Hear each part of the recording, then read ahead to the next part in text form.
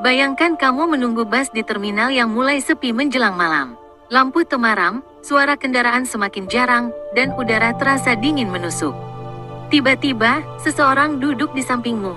Tersenyum, tapi matanya hitam legam tanpa putih.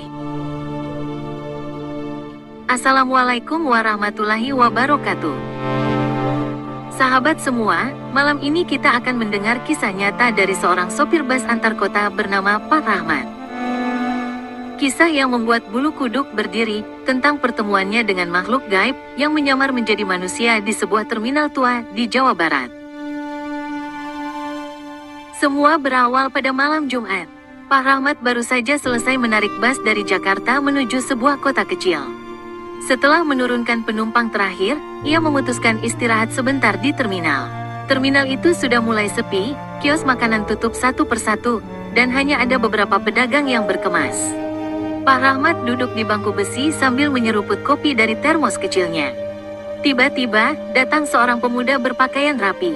Mukanya pucat, tapi senyumnya ramah. Tanpa basa-basi, ia duduk di sebelah Pak Rahmat dan bertanya, "Pak, bus terakhir ke Bandung sudah berangkat belum?"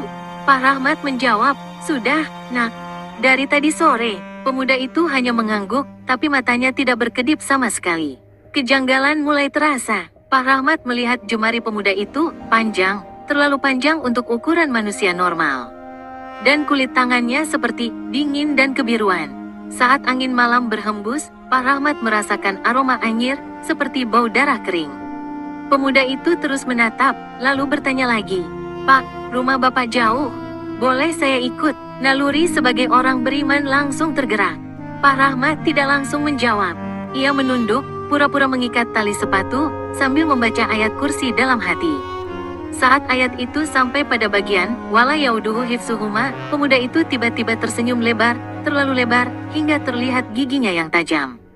Dalam sekejap, pemuda itu berdiri, tapi langkahnya tidak terdengar di lantai terminal.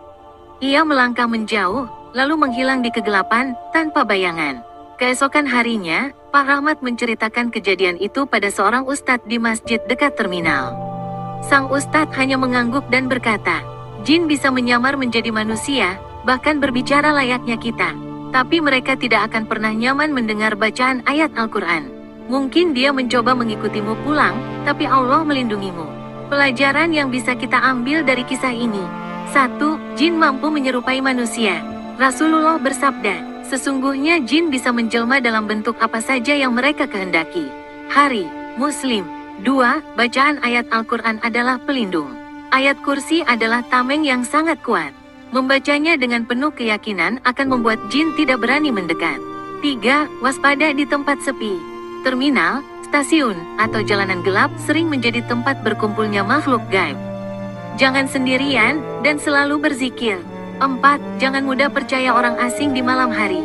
Apalagi jika ada tanda-tanda fisik yang aneh, mata, suara, bau, atau gerak tubuh yang tidak wajar. Sahabatku, kita tidak pernah tahu siapa yang duduk di sebelah kita saat malam tiba. Bisa jadi manusia biasa, bisa juga makhluk gaib yang sedang menguji keimanan kita. Kalau kamu pernah mengalami pertemuan misterius dengan orang asing yang ternyata bukan manusia, tuliskan ceritamu di komentar. Kisahmu mungkin bisa menyelamatkan orang lain. Jangan lupa untuk like, share, dan subscribe agar lebih banyak orang tahu pentingnya perlindungan diri. Semoga Allah selalu melindungi kita dari tipu daya jin dan syaitan. Dan semoga hati kita tetap teguh dalam iman sampai akhir hayat. Amin ya rabbal alamin. Wassalamualaikum warahmatullahi wabarakatuh.